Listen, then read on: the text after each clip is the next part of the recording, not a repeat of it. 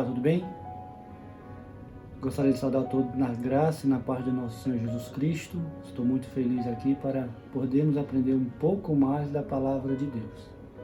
E eu gostaria de meditar juntamente com você no livro de Amós 5, 21 a 23, que nos diz o seguinte.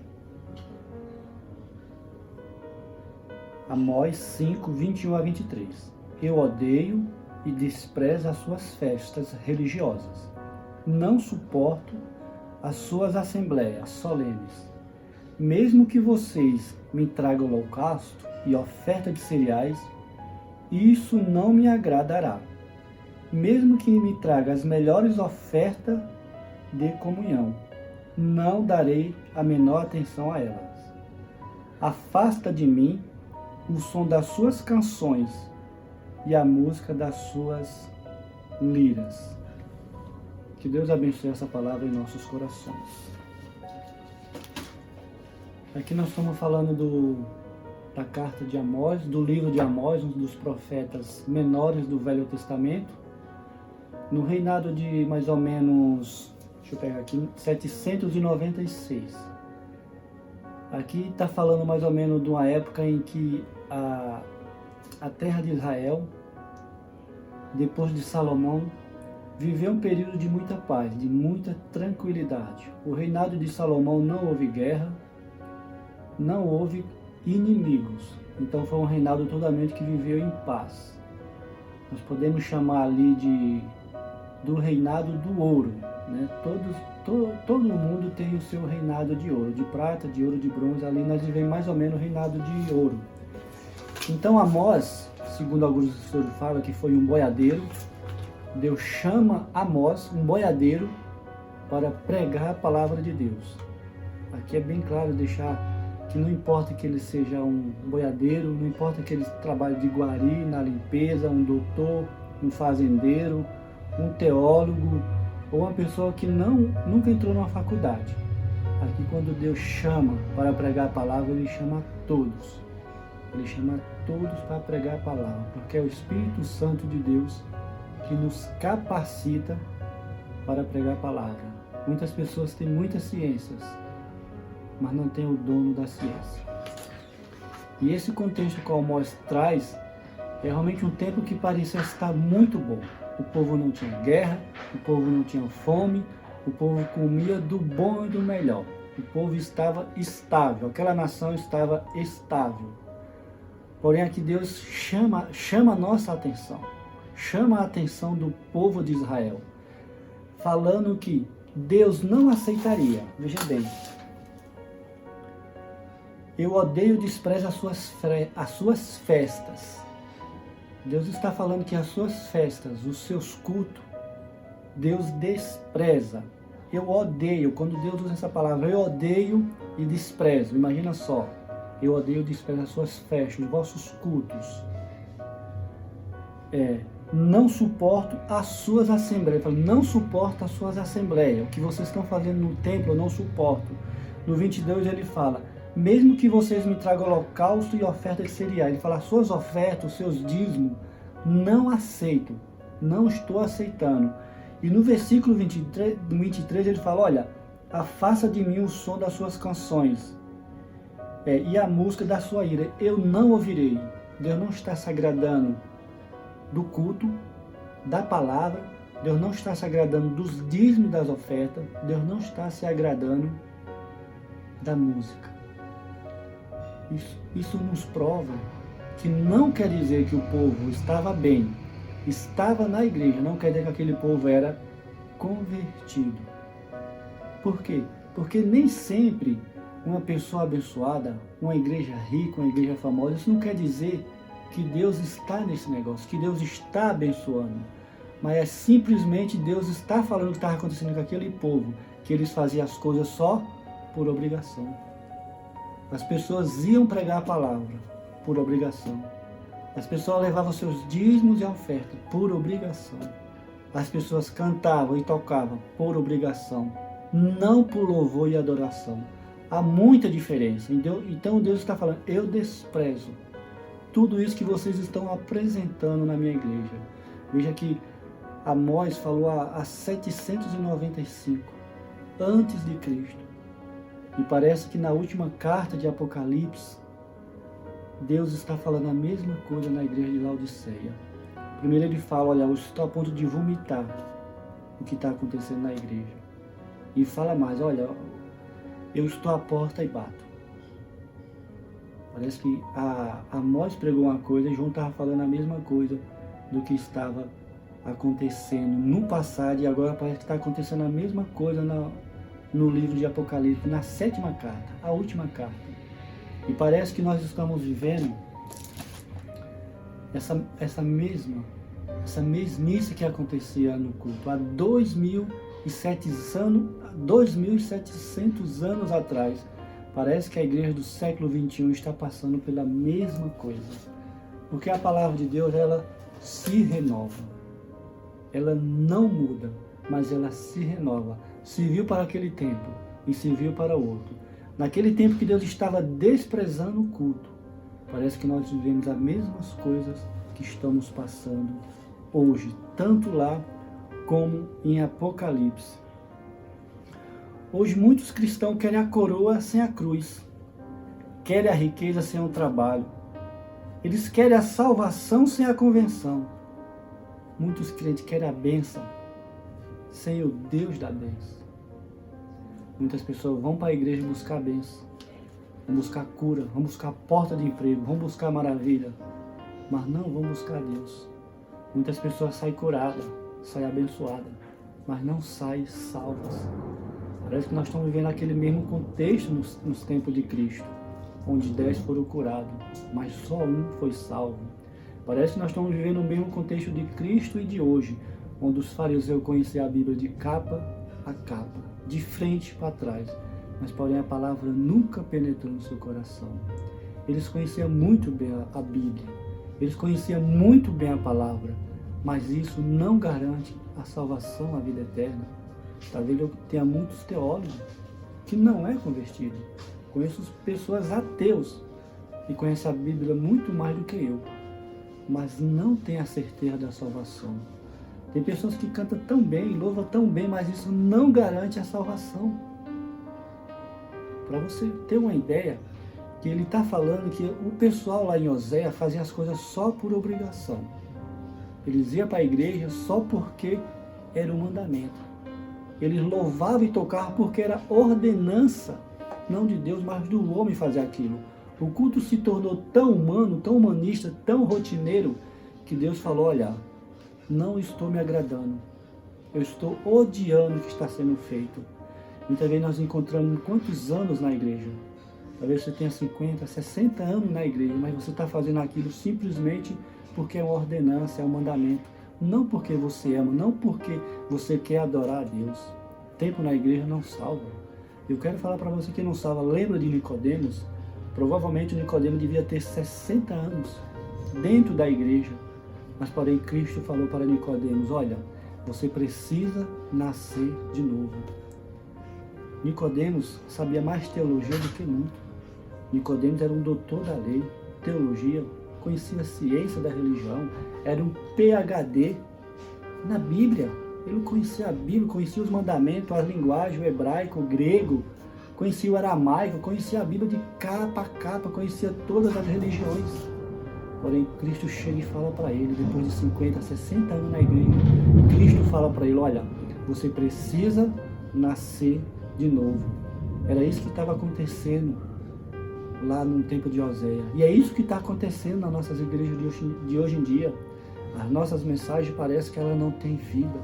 Parece que as nossas mensagens não têm fogo. Parece que as pessoas, quando vão para fazer a faculdade de teologia, o seminário de teologia, as pessoas saem como robô. As pessoas saem programadas simplesmente para ter uma homilética, uma exegética, uma hermenêutica muito boa.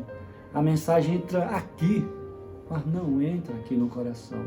As mensagens hoje parecem que são mais programadas do que inspiradas. Os louvores de hoje louvam a natureza, louvam os astros, louvam as estrelas, mas não louvam o nosso Salvador, o nosso Senhor Jesus Cristo. Nós vivemos hoje um mundo hoje que a adoração é voltada para o homem.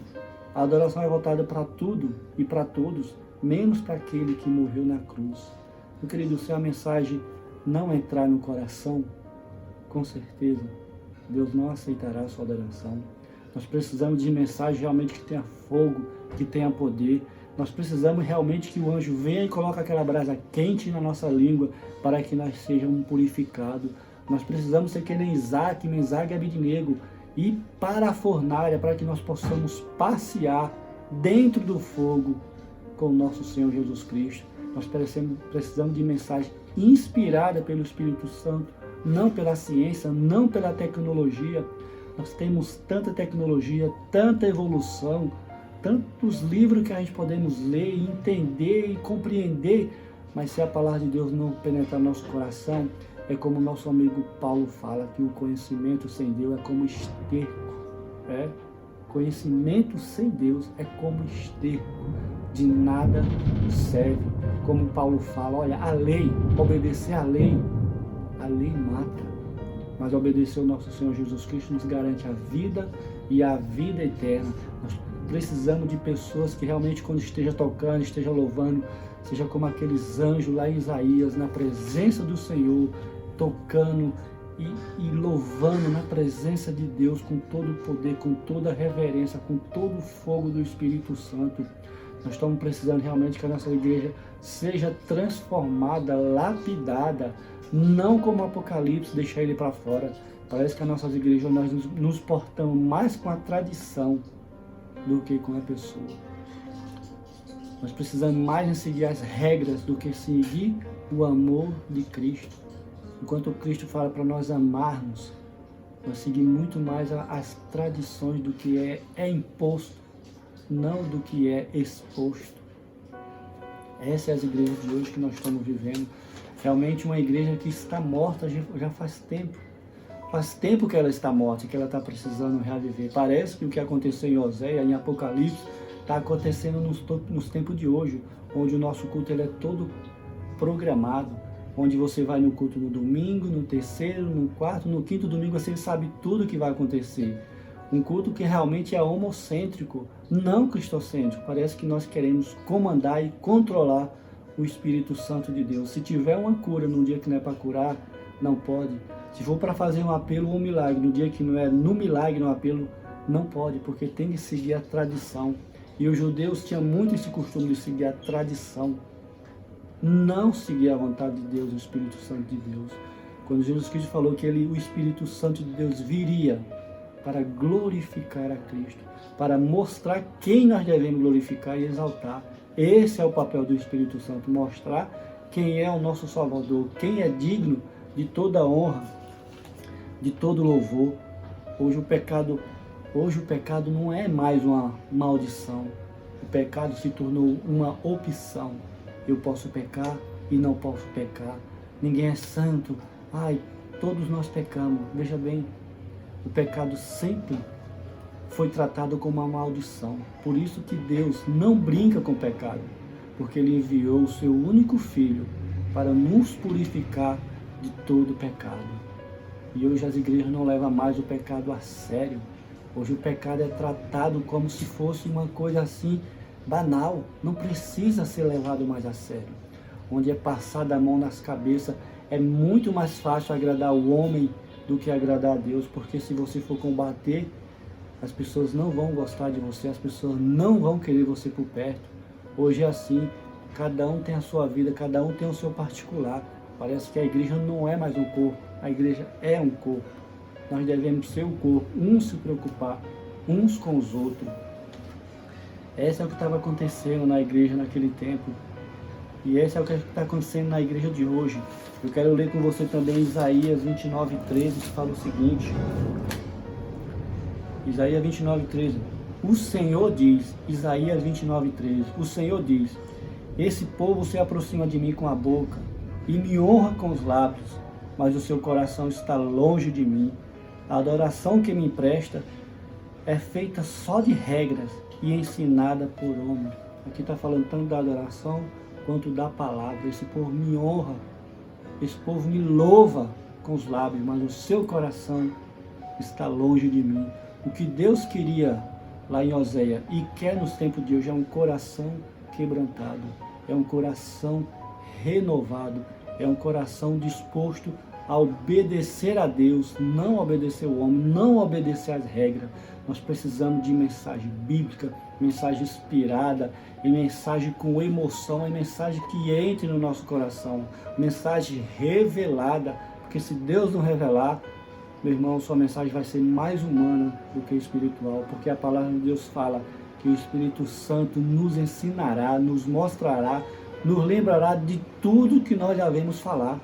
E muitas vezes a nossa mensagem são mais humana do que espiritual. Uma mensagem que dá vontade de dormir, uma mensagem que dá náusea.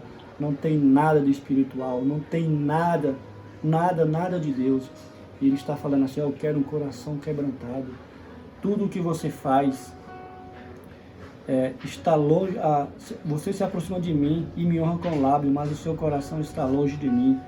A adoração que você me empresta é feito de regras. Mais uma vez falando, o louvor que você presta, a mensagem é cheia de regras, cheia daquela coisa, cheia da sua tradição, tem que ser assim, tem que obedecer assim, não a mensagem do Espírito Santo. Eu não quero dizer que não deve ter um culto com ordem e com decência, mas quando eu falo que tem um culto com emoção, eu não quero dizer emocionalismo. Emocionalismo é difícil de emoção. A emoção é quando a palavra queima no seu coração, arde no seu coração, transforma a sua vida. Não é simplesmente que quando você vem na igreja e lá fora é outra coisa. É isso que Deus está falando, que as pessoas vêm para a igreja naquela rotina, fazer aquela mesma coisa, mas quando saía da igreja realmente eram pessoas mudadas, não era a mesma pessoa. Hoje as nossas igrejas estão assim, as pessoas vão para a igreja para seguir simplesmente como se fosse uma firma, seguir uma tabela. Parece que estão na igreja por obrigação, mas a sua mente está longe, a sua cabeça está longe da igreja. Não vê a hora do culto acabar. Hoje nós não temos essa comunhão, essa coinonia, esse prazer de estar na vontade de Deus. Fazemos as coisas porque os nossos pais fazemos as coisas porque a igreja manda, nos batizamos porque a igreja manda, tomamos a ceia porque a igreja manda, louvamos, oramos porque a igreja manda. Parece que tudo tem que ser mandado, tudo tem que ser ordenado. Não é um culto de ação de graça, não é um culto de louvor e adoração. Eu venho porque eu amo, eu venho porque eu louvo ao Senhor, eu venho louvar ao Senhor de todo o meu coração, eu venho dar continuidade ao louvor, porque o meu louvor se estende todos os dias, não só os domingos, mas o que eu sou na igreja, eu sou no serviço, eu sou no trabalho, eu sou nas pessoas, eu sou um crente realmente renovado, eu sou um crente lavado e remido no sangue de Jesus, eu sou um crente que eu queimo para pregar a palavra de Deus. Eu queimo para pregar a palavra de Deus, mesmo que seja para 1, mesmo que seja para 5.000, não importa. Mas é a palavra de Deus que tem pregada e tem que ser falada. Eu canto para adorar a Deus, não para adorar o homem, não para engrandecer a natureza, as estrelas, outro mais. As nossas músicas de hoje parece que a gente está cantando mais para uma namorada, parece mais uma declaração de amor ao homem, ao mundo e ao planeta do que a Deus. O Espírito Santo, ele glorifica a Deus. O Espírito Santo veio para glorificar Jesus, para mostrar o caminho que é Jesus. Então nós devemos seguir. Se você tem o Espírito Santo de Deus, o nosso louvor tem que ser a Cristo. A nossa mensagem tem que ser de Cristo. A nossa mensagem tem que ser uma mensagem mental, como diz Romano 1, uma mensagem que você saiba quem você está louvando. Tem que ser uma mensagem que tenha emoção, fogo no coração. E tem que ser uma mensagem revelada, porque é o Espírito Santo de Deus que revela tudo que nós devemos falar. Em nome de Jesus. Parece que nós vivemos nos últimos tempos, não tenho dúvida, com certeza que nós vivemos a última carta de Apocalipse. A última carta de Apocalipse nós estamos vivendo, onde a igreja está morta, onde a igreja ali está a ponto de vomitar, onde o Jesus Cristo está à porta, está batendo, querendo entrar. Nós vivemos nesse tempo, nós vivemos um tempo em que parece que a igreja ela não faz efeito, tanto faz ela existir, como ela não existir. Nós vivemos realmente nesse tempo de omissão, de esconderijo. Parece que nós somos os crentes mais disfarçados do que um crente para proclamar o Evangelho. É isso que Cristo está querendo falar aqui. Olha, o que você está fazendo é rotineiro. Deus não gosta de rotina. Deus não se agrada dessas coisas programada pelo homem. Deus quer agir, Deus quer fazer. E nós sabemos onde a presença de Deus está, onde o Espírito Santo de Deus está, coisas tremendas e maravilhosas acontecem. Nós vamos e parece que nós não queremos sair, porque a presença de Deus nos segura, a presença de Deus nos atrai. Quando você está na presença de Deus, parece que você não quer sair mais, porque ela atrai, ela quer ver você, ela quer ouvir você, Deus falar mais, você quer ouvir, louvar ao Senhor, você quer ouvir o testemunho, você quer pegar na mão do seu irmão, você quer abraçar o seu irmão, porque a presença de Deus nos atrai. E onde você está faz a diferença, porque a presença de Deus atrai as pessoas. Se realmente é esse culto que você presta a Deus na igreja e na sua casa, em nome do nosso Senhor Jesus Cristo, parece que as nossas mensagens hoje não está fazendo efeito nem nas nossas vidas. Infelizmente, parece que nós estamos igual Adão e Eva, nos escondendo da presença de Deus.